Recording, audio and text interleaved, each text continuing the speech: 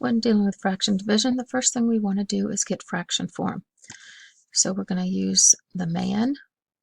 Remember, that's to multiply and add to get the numerator.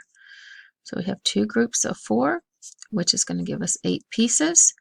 Add it to the one piece we already have. So now we have 9 pieces. The 4 not stayed the same as the size.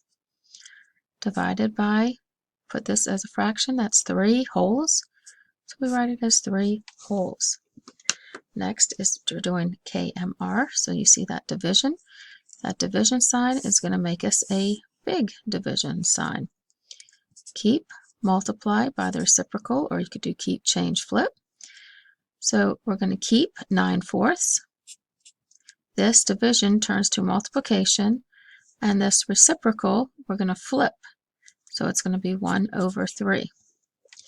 Now we're going to multiply straight across on step 3. So 9 times 1 is going to give us 9. 4 times 3 is going to give us 12.